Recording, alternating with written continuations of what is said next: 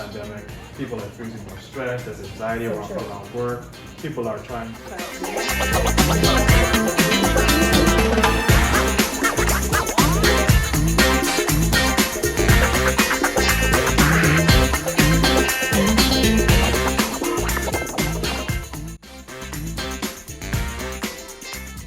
Hi, everybody, and welcome to the Midday Mental Health and Wellness Check-In. I am so excited to have you guys here with us. This show is created for you to not only survive, but to thrive and strive. I'm Yolanda, Pawar, the Chief Communications Officer here at the Eleuthera Foundation and CTI, the Center for Training and Innovation. And I'm Thompson, a clinical psychologist and the CTI wellness consultant. And today we'll be talking about avoiding workplace burnout. Yolanda and I will be giving you some tips and tricks and different things that you can do to survive and thrive and be able to strive for a healthier workplace. Absolutely. So stay tuned. You don't want to miss it. So Stephen, I guess we could kind of start the conversation off just discussing some of the stresses that everyone's going through. We're in the middle of a global pandemic. It's been well over a year now. People are having to adjust in the workplace to Zoom meetings, working remotely, being disconnected from staff and family, new responsibilities at home with homeschooling, a lot more pressure on relationships at home. And it's been a lot, I think, for everyone to take in, to process, and to deal with simultaneously. So I would imagine that you've seen quite a lot of fallout because of this, in addition to the stress levels we all were kind of just pushing at our max already. But tell me what you've seen and how you've been able to help people come to grips and work through this process. Yeah, definitely. I mean, what we're noticing is that it's, alongside with the pandemic, it's a mental health pandemic or an epidemic, right? There's a lot of challenges already that are kind of exacerbating the challenges that were already existing prior to that. So we have a lot of people that are even more burnt out than they were before prior to the pandemic. People are experiencing more stress, there's anxiety around work. People are trying to, navigate working in a remote world, figuring out how to support their kids and working home remotely. There's a lot of things that are going on and it's happening really quickly and no one knows what to do, right? And so a lot of times the clients that I'm working with and the staff that I get the pleasure to work with is really navigating some of those anxieties, some of those stressors, just kind of figuring out what's going on, because we all are kind of winging it here, right? But a lot of my work with OEF staff is really to support those stresses, those anxieties, and even just to give persons an extra space to be able to talk about what's going on, right? And I know the topic that we want to talk about today, we're going to be talking about workplace burnout, but some of the other topics that we're going to be able to get into, we'll talk about, dealing with toxic people, That's a big one. Navigating the workplace. We're going to talk about a whole lot of topics. And the real hope and the expectation for these topics is to support not only our internal staff, but external, the community in the Bahamas, all over, because we were all trying to figure this stuff out. And so the hope is that we can provide some education, have some good conversation, and really talk and challenge some of these topics that will come up today. Absolutely. And you know what? Good advice, and it's free advice. Why not? And if we can all learn and grow together, there's no better way for us to make a difference and make an impact. But shout out to Eleuthera as well, because not a lot of businesses provide this service in particular that Stephen provides to us for their employees. And so we're grateful that our organization recognizes health and wellness as one of our 5 key focus areas. And the proof is in the pudding, and you can see it translated by just having Stephen here to help us all get through our struggles and to really thrive. So Stephen, I know the whole workplace has changed tremendously, and we kind of covered that and touched on that a little bit.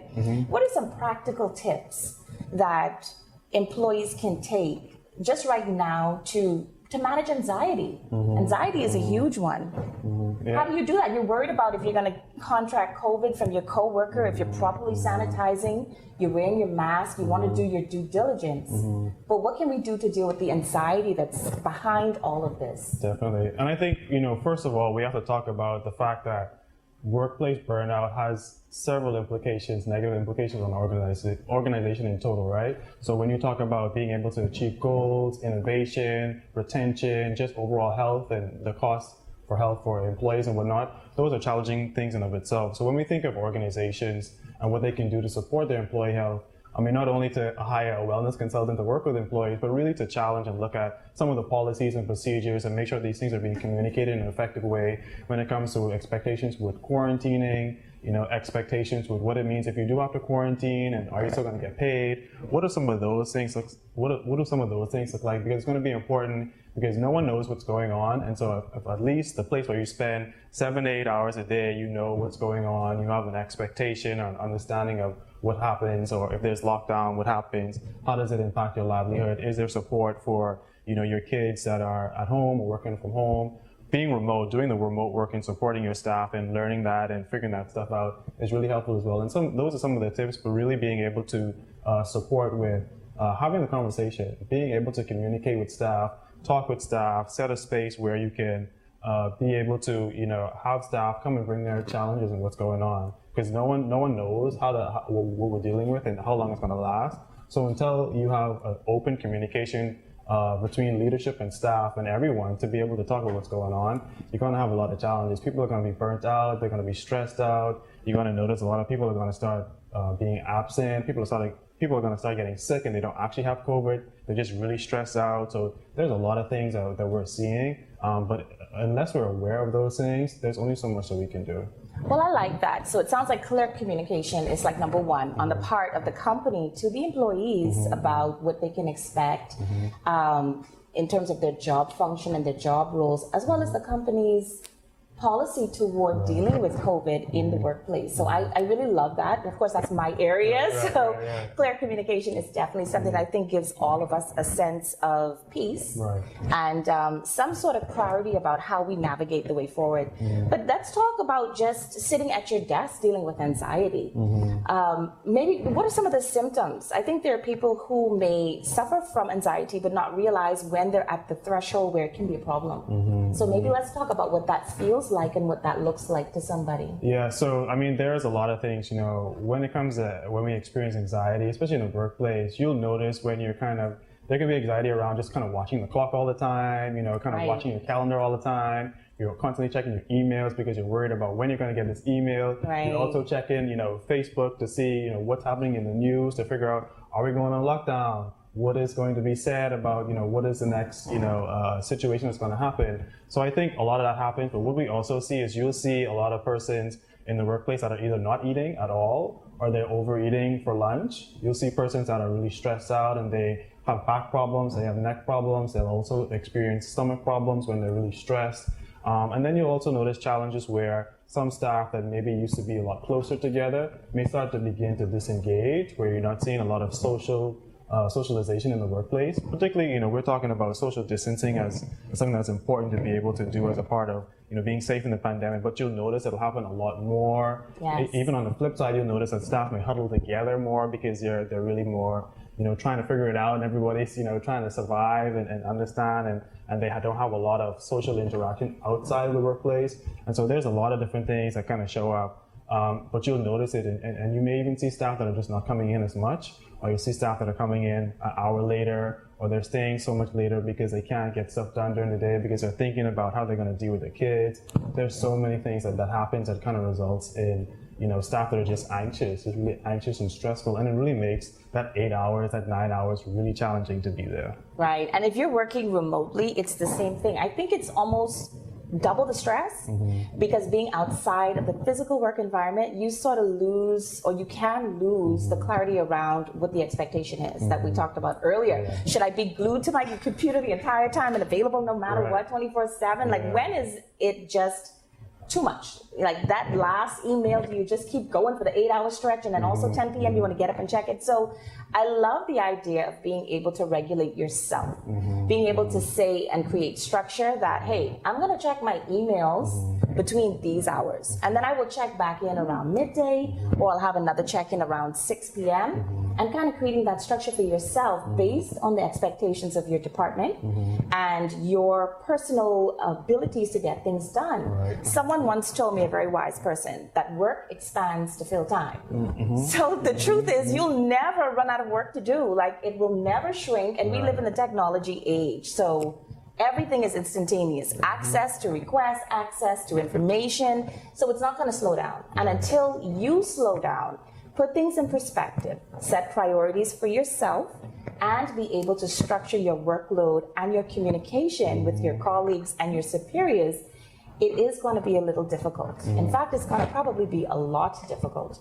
So I think these maybe are some of the things that we can recommend that people start to try to put in place for themselves. And then in addition, that work-life balance. Like, weren't we already struggling with that pre-COVID? Like most of us were. So now we look at that and it's like, where do I even begin to create this balance? But it's essential. Why is work balance so essential to humans really thriving and functioning in a healthy way? I mean, it is so important, and especially now when we think of the remote workplace. And you brought something up that I really want to bring up, right? Is this idea that we have to be intentional about structure, because we're so used to being home and then having that kind of transition period to go into the office, and then a transition period to going back. And so we really have to be mindful of setting that same kind of structure when you're at home, especially if you're working remotely, you know, to be able to kind of, you know, take a shower, get dressed, put your clothes on, right? Have your breakfast, and then sit at the table or wherever you are to do your work. And, you know, I've had a lot of clients that will just put their work clothes on and then take it off after 5, and it signifies the transition of the workday, and that really helps us mentally, because we're so used to these routines that we go through, and when we're at home, that helps it out a lot more. And so it's really important to have work-life balance, because, you know, when we think of work and when we think of just life, I mean, a lot of people look at it as to have work-life integration, but it's so important to be able to shut off, especially considering the work that you may do. Those of you that may be managers, those of you that may be leaders, regardless of your jobs, it's really, really important to be able to kind of transition into the workplace and into the home place, so you can be re-energized and reinvigorated and be creative and have a clear space to do the work that you need to do. Otherwise, you'll experience a lot of challenges if you're not being intentional about that. That's very true. And I think that comes with saying no. Not to your bosses. Now, nobody go out there and tell your boss or your superior no and say, Yolanda told you to say so. Absolutely not. But being able to, in your personal life as well as your professional life, be realistic about what you can handle, what you can, and be vulnerable. And I guess in a space that's comfortable enough for you to ask for help when you need it, whether that's help with an assignment from a coworker, or even help if you feel that you're struggling mentally and the pressures are starting to feel overwhelming. So I think that this really kind of brings us to an end of our first segment. It was a really good overview of some of those stressors and some of those things that have changed in the world since COVID, and why we feel this exponential rise in anxiety and stress. So when we come back after the break, we're going to talk about some practical things, breathing exercises, things you can do at your very desk, at home, or at work, to take the edge off the anxiety and to just make sure and check in with yourself mentally. That self-talk, all of those kinds of things that can really help you to get ahead, to thrive, and to just feel normal in a sometimes crazy world. So don't go anywhere. We'll be right back.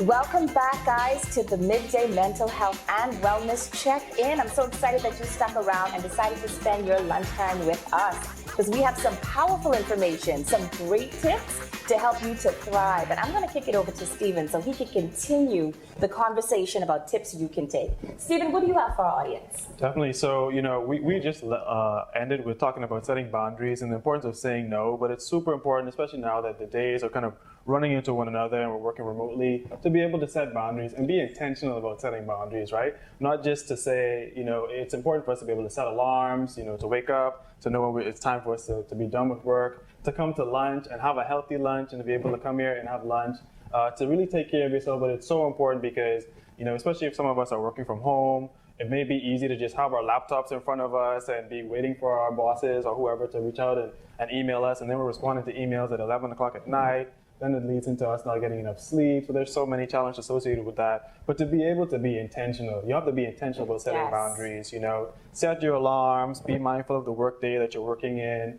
be mindful of the people that you're working around. It's super, super important. Another thing that comes into that is when we talk about setting boundaries is to be able to take a break from technology. A lot of us are in front of our computers, you know, working remotely. A lot of us are experiencing Zoom fatigue. And so it's really important to be able to take breaks. That may be, you know, getting up from the table, doing a stretch, walking away, you know, closing your laptop while you're eating, not taking a working lunch. You know, it really is a matter of taking some of those breaks. You know. Let's stop right there, the working lunch. Now, how many of you have taken a working lunch for far too long? I know I could raise my hand on that. How many of us have just popped our lunch out next to our laptop and tried to eat and multitask? And really and truly, you're right. We're like, it's not a mindful experience. So you're not conscious of what you're even putting in your body. And most times you don't even care. So it speaks to deprivation too. You're not getting good nutrients to be healthy. Most times you're eating on the fly, whatever someone else is buying, you're like picking up something and bringing it on. But I love this idea of just stepping back for a minute to be mindful. Mindfulness can make such a shift in everything that you do. And I believe in many cases, the way you do one thing is the way you'll do most things. And so being mindful even about just taking your lunch break and eating and enjoying your lunch and nurturing your body through food is something that now spills over as a habit, even into exercise and unplugging. And I loved what you just said, Stephen, about being able to unplug from social media. I think that social media already, as valuable a tool as it is, certainly in communication and bringing the world together and allowing us to have personal expression, it also has been, like anything else, too much can be dangerous. And I think most of us have also had to learn that. And parents with children especially have to be able to put that in place to protect their kids. But for most of us, as the adults, we need to put that same discipline on ourselves to unplug that phone, to put the alarm on at 10 p.m. or whatever time you want to go to bed to ensure you get those 8 hours sleep. I love this idea of also turning technology into this very mindful tool so that every 45 minutes into an hour, you allow your phone to ring off with an alarm to remind you to stretch, to go outside, take your mask off, get some fresh air. Like all of those things we don't really think about. We have to wear our masks to be responsible, yes. And just by doing so, it's going to inhibit our breathing a little bit, right? We could all admit to that. It's so refreshing to be able to just go outside and get some fresh air. Like, love yourself. Give yourself permission to do these things and use technology to drive and remind you about those efforts. So I really love those two. What else do you have? So definitely, when we talk about nourishing your creative side, right? So trying to find creative outlets. If you're not creative, just trying to figure out different things that you can do. There's people that have, you can do adult coloring books. There's different things that you could do at home. Wow. You could sing, you can listen to music. There's so many creative things that you can kind of find to do. Figure out a new hobby. I mean, a lot of people like to do crafts, arts and crafts, even doodling. I know people that just doodle at their office desks. I mean, it just kind of helps. You take a moment, you close the laptop down, and you do a little bit of doodling. But it really just kind of helps you to really kind of focus and just let your mind wander a little bit, because we're just so really like stressed out and honed in on what's going on. And then even going back to the social media stuff, because a lot of people, they use the social media as like a tool to get their news and their information. But we're being bombarded by that stuff, right? And especially with, this shift of being so focused on virtual stuff, that everything is a news coverage, is a news headline, is so much information, so many things are going on, and that can be stressful in of itself. So that's why it's important to put that down and find other creative things that you're able to do. Right, and that's true, because the news never stops either, just like work. And so you have to choose what you do let in. And that's another really great point, is what are you allowing inside your mind? What are you allowing to echo in there and to kind of create that monkey mind in your head? Is it all bad news? Are you only taking in bad news every day? You have to look for those opportunities to see the silver lining. And I know it's a rough time and it's difficult, but even just finding one thing to be grateful for, one thing to feel good about, whether that's your kids, your pets, your job, your current health and stability, always finding that moment and that reason to be grateful, I think also alleviates a bit of that stress and anxiety. Yeah, and I want to add something to that, because that is so true. Like we've been inundated with just negative stuff, and we forget that there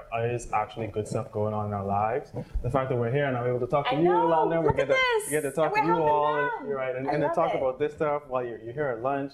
But really, practicing gratitude, right? So be able to sit down and say, okay, yes, this day has been challenging. Yes, these months, these weeks have been challenging. But when I think of, all of the good things that are going on, even the small things, they don't have to be these grand things, but they can just be the small things, the fact that you were able to come into work today, your shoes fit, you got shoes, whatever it is, anything, all of the small things, those things add up, the good things add up. And it's so important to be able to highlight those things. So I really appreciate you bringing that. And hopefully you all, what are some things that you may be grateful for that's really helping you to push you throughout this pandemic? Because it's been rough. Right. In fact, put them in the comments. We want to read them. We want to know, and we want you to share with our audience as well some of the things that you've been doing, the practical things, as well as the inspirational things to just keep you going and keep you motivated.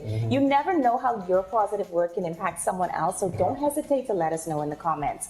And of course, we want you to follow us on social media at One Eleuthera. If you look down below, you'll see all the different channels that you can subscribe to follow additional reports from Stephen and myself, as well as other programming that's coming down the pipeline to help you be your best on behalf of One Eleuthera Foundation and the Center for Training and Innovation. But don't touch that dial because there's still one more segment to go, and we don't want you to go away.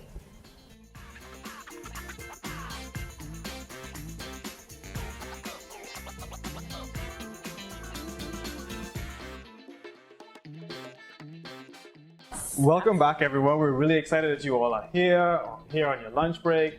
So we're going to talk a little bit more as we kind of taper off into the end of this segment or the end of the program for today. And I really want to talk about what's really important is to set aside relaxation time, right? We're all stressed out. We're all trying to figure things out. But we have to, Yolanda, you brought up something earlier that I wanted to highlight, which is to set alarms and set timers for you to be able to relax, whether it is to walk outside. Non-negotiable ones too, because you can hit snooze on that alarm, or you could just let that ride, but non-negotiable alarms for these things. Right, and like we said, setting boundaries, and that means with ourselves as well, right? Making sure that we prioritize relaxation, because it's just a stressful time. So prioritizing that, whether it is kind of doing a stretch at your desk, going outside for a walk, having some water, practicing some mindful eating where you're not working while you're eating, doing some things that can really give you those little bits of relaxation. A lot of times we look at relaxation and we think it needs to be a day at the spa or this 5-hour excursion to be relaxed. Or expensive experience, and it shouldn't be. Right, but we can do small things throughout the day, that kind of add on to one another. A little 5 minutes of relaxation here, a little walk around the office or something. Doing small things that really add up to support your ability to just be able to relax. You do a stretch, you stretch your shoulders, you do your neck. Wait, let me see that. Did I get see? I like that. Let me get my shoulder roll on here. Right. A little shoulder shimmy. But to be able to do something, because we carry so much stress in our necks and in our back, and especially if you're sitting at a desk. So just to be able to just relax. Let loose a little bit, Right. Take the tension out of the body physically. That's a really good point. Yeah, because you just feel it. You're in that meeting and you got that deadline and you feel the whole body tense up, and all of that is not healthy. Let me assure you it's not. So that's a great tip too. Even just to do those simple things, roll the shoulders, clench your hands, and just move your fingers because you're also typing the whole time. So stretch, loosen up, and breathe. Breathe while you do it. Get the oxygen flowing. So I love that. I love the sleep time too, because I think most people don't prioritize sleep. It's like social media, Netflix, clean the kitchen, get the kids to bed, prepare for tomorrow. But when really are we going to draw the line and say, no, I need my 8 to 10 hours.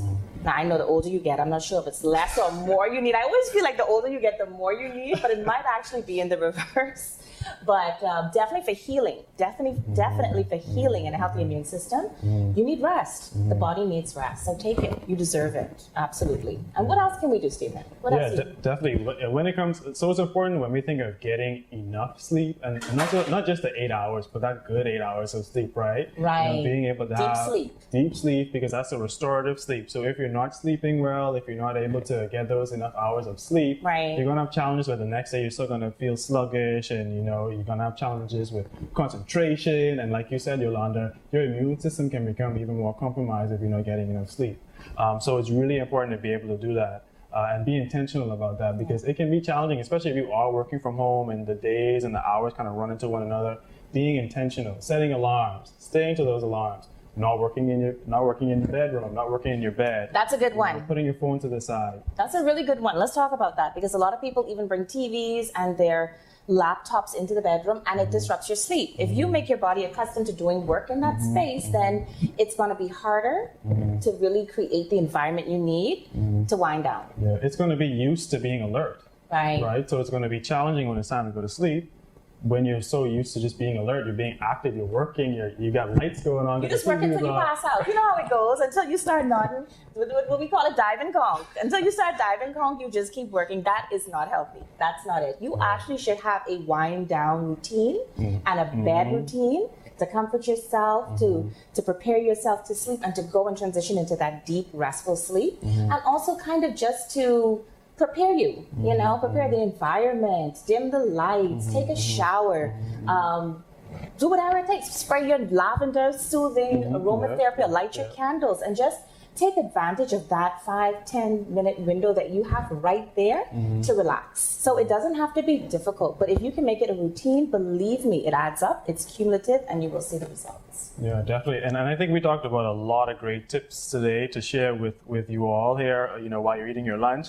But I think what I want to encourage you all to do is, maybe there is one thing that you can take away that we talked about that you can promise to do to yourself or for yourself for the next week. Try to do one of those things. Drop a comment below and let us know what is that one thing that you're going to do. But always remember, be kind to yourself, because if these are things that you're not used to be able to do or doing, it's going to be challenging to kind of create these habits. So in order to create these new habits, you're going to just have to give it a try. So all we can ask you to do is give it a try.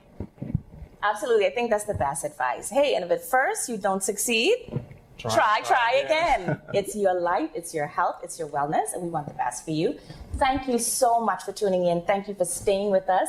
Don't forget to follow us across all of our social media channels. We truly appreciate the time you've spent, and we promise to come back with more. Right, Stephen? Yeah, we'll be back. So next time, I think we'll be talking about dealing with toxic people. Toxic people. They need love too. They need love too. But not only that, you need to have healthy boundaries. So don't miss it. That is going to be a hot show. And of course, you can email us any questions that you have, any comments that you have. The email's going to be down below. You could just send us a message. Let us know if you like the show. Let us know if you have any ideas or anything that you thought was extra special. And Stephen, I'm going to put you on the spot, and I'm going to ask you, what is your one favorite takeaway? Something you either already do or something that you want to try to do for yourself as a part of being more I shouldn't say mindful, because then I'm giving away one of the tips, right? But just to practice better mental health and wellness for yourself.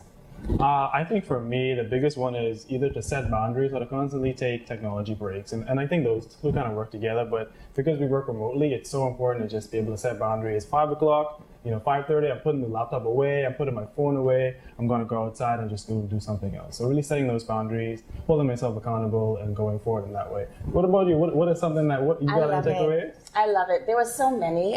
Mindfulness is a big thing for me, and I currently practice that.